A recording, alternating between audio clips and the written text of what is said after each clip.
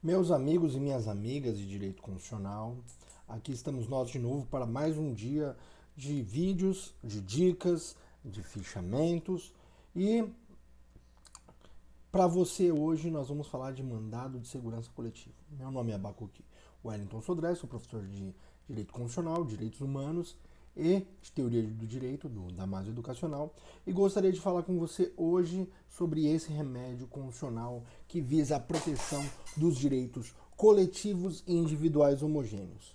Pois bem, a Constituição Federal de 88, ela traz uma série de instrumentos, assim como, por exemplo, a ação civil pública, que vão visar ali a proteção dos direitos difusos, coletivos e individuais homogêneos.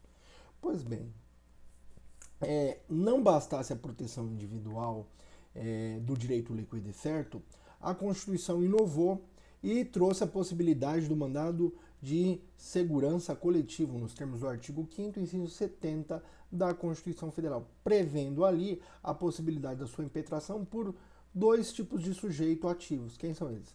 Os partidos políticos com representação no Congresso Nacional, a entidade sindical, então sindicato ou entidade de classe, ou associação com pelo menos um ano de existência, então ali o funcionamento, cujo objetivo seja ali a proteção daqueles direitos dos seus associados. Então nós temos ali no artigo 5º, inciso 70 da Constituição, que essa outra ação de rito especial, que é o mandado de segurança coletivo. E ele tem a sua regulação pelo artigo 21 da Lei 12.016 de 2009. Então, esse é um instrumento importantíssimo dentro da ordem jurídica, porque ele vai absorver, ou seja, uma série de demandas que poderiam ser individuais, elas são coletivizadas por meio da substituição processual, ou seja, existe uma substituição processual por parte do sindicato, do órgão de classe ou mesmo da associação. Então, aqui nós temos essa garantia. E qual é o objeto, qual é a proteção, quais são as hipóteses de proteção do mandado de segurança coletivo? Lembrando que é a mesma do mandado de segurança individual, no sentido de que se trata de direito líquido certo, ou seja, direito fundamental subjetivo, não passível de dilação probatória por prova oral, testemunha, né? Ou prova pericial, cuja toda a circunstância da violação do direito pode ser observada por meio de prova documental. Ok? Então nós temos isso. Só que se trata de uma proteção de um direito líquido e certo específico dos direitos individuais homogêneos e direitos coletivos. Professor, e o que são direitos coletivos e o que são direitos individuais homogêneos? Lembrando que no mandado de segurança não é possível impetrar mandado de segurança coletivo que vise a proteção de direitos difusos. Não. Esse instrumento aí para a proteção de direitos difusos se refere única e exclusivamente aí à ação civil pública. Então, instrumento para controle de direitos coletivos e individuais homogêneos. Vamos lá, o que são direitos coletivos? Direitos coletivos são aqueles direitos transindividuais, ou seja, um direito de um grupo, de uma coletividade, que eles estão ligados por uma relação jurídica base. Por exemplo, todos os empregados de uma empresa, empregados de uma categoria, então é o pertencimento a uma categoria e da qual exista uma relação jurídica base. Então essa relação jurídica vai identificar todos aqueles que estão naquela mesma condição. E aí segue-se o princípio do Orquiano, igual respeito, igual consideração. Então, ou seja, aplicação para todos aqueles que estão no mesmo grupo terem igual decisão. Então, é uma proteção do direito de forma coletiva. Todos aqueles que pertencem àquela categoria ou classe vão se beneficiar, então, dessa possibilidade. E nos termos da lei, lá no artigo 21, inciso 1º, diz que o seguinte, que os direitos coletivos são aqueles direitos de natureza transindividual que são indivisíveis, cujo titular é grupo ou categoria ligado por uma relação jurídica base. Então, grupo ou categoria. Todas as vezes que tem um grupo ou uma categoria, eles já automaticamente vão ter uma ligação ali por uma relação jurídica base, ou seja relação de emprego, relação de consumo ou relação propriamente dita, ali uma relação que envolva, por exemplo, direitos sociais ou que envolva outros tipos de direitos que atrelem ali a coletividade. Ok? Então esses são os direitos coletivos. E os direitos individuais homogêneos? São aqueles que têm uma origem comum ou uma atividade específica que abarque a totalidade ou parte dos associados. Então, está muito mais atrelado ao exercício ali de direitos de pessoas, de associações. Então, associações de bairro, associações de escolas, associações que busquem a proteção de determinadas categorias sociais. Então, é ali que vai ser identificado o direito individual homogêneo, ou seja, aquele direito que tem uma origem comum. Então, é uma coletividade, mas que surge de uma origem comum. Então, esse seria ali o direito individual homogêneo. Imagine-se uma coletividade de pessoas certas e determinadas que realizam, por exemplo, o serviço básico de saúde de hemodiálise.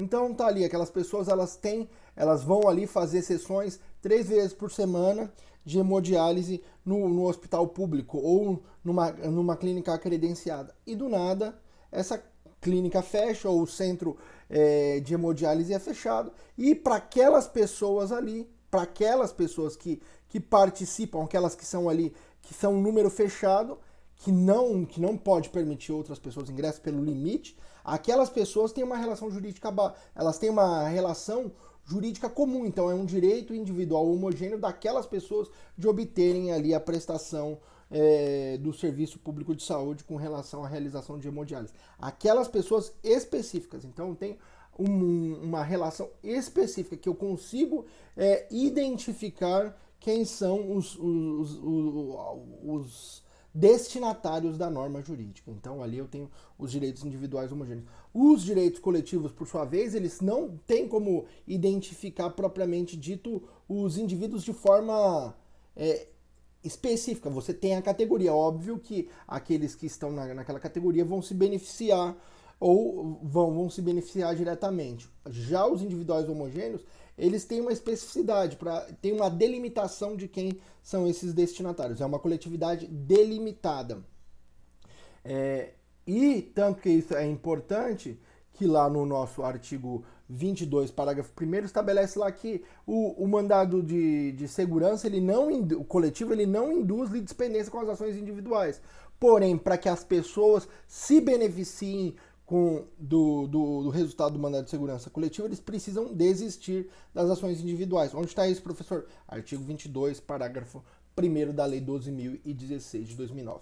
Mas aqui, então, a gente já viu, primeiro, a medida, artigo 5º, inciso 70, da Constituição Federal e Lei 12.016. Já vimos quem são os legitimados ativos, partido político no Congresso Nacional, entidade sindical ou entidade de classe ou associação com pelo menos 1 ano de funcionamento.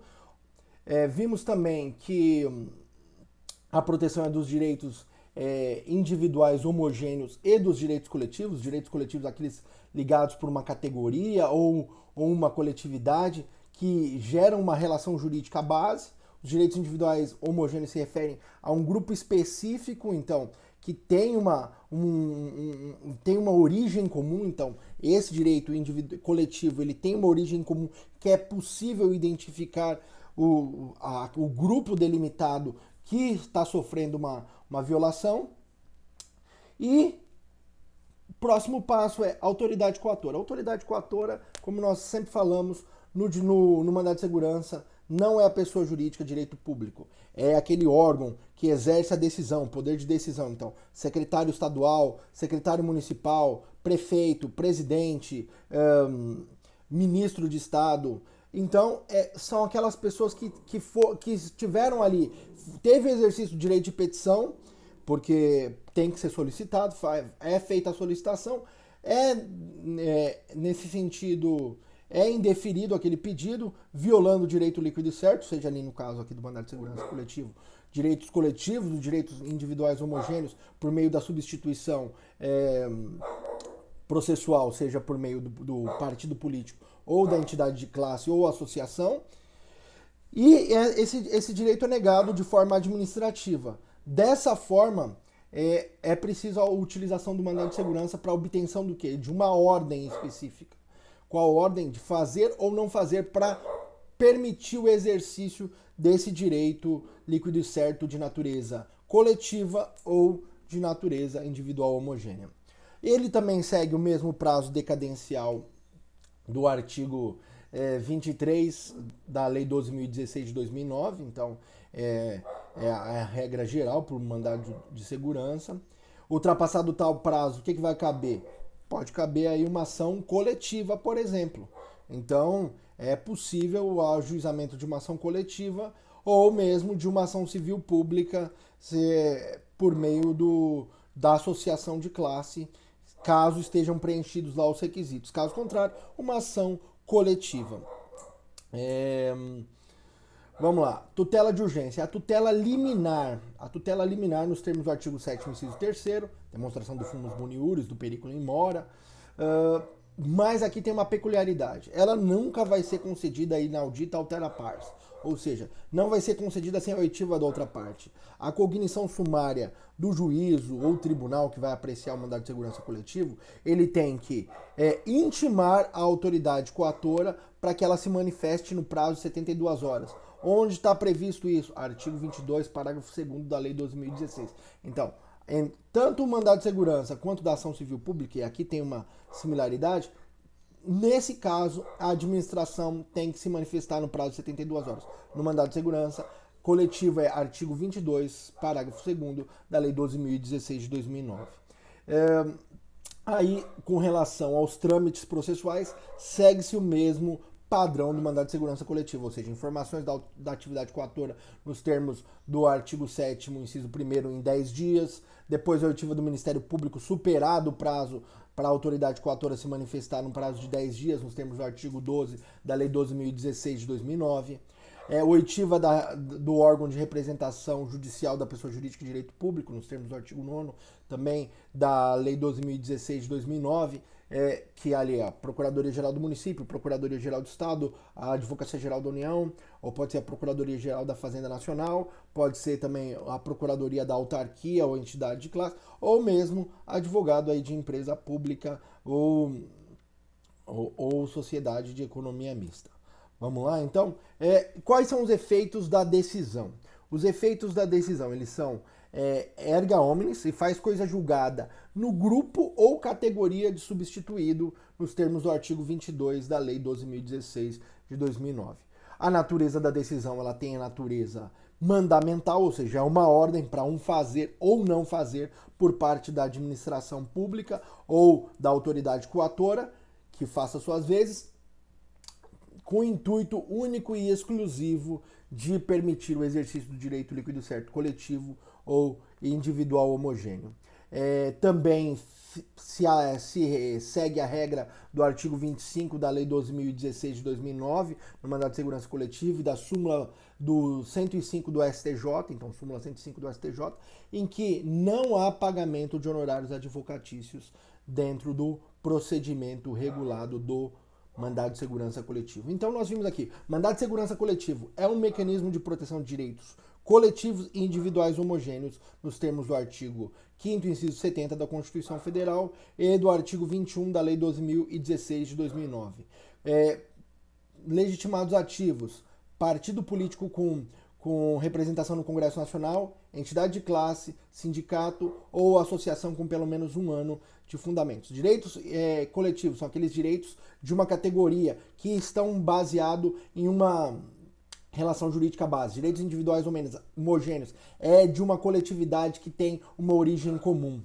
Os efeitos da decisão são erga omnes para aqueles membros da categoria ou para aqueles membros ou associados daquela associação que impetrou o mandado de segurança. Pessoal, essas são as dicas que eu queria dar para vocês sobre mandado de segurança coletivo. Também vou subir com vocês aqui um fichamento para que vocês possam aí acompanhar e estudarem para todos os atos de vocês, provas de concursos ou OAB. Um forte abraço.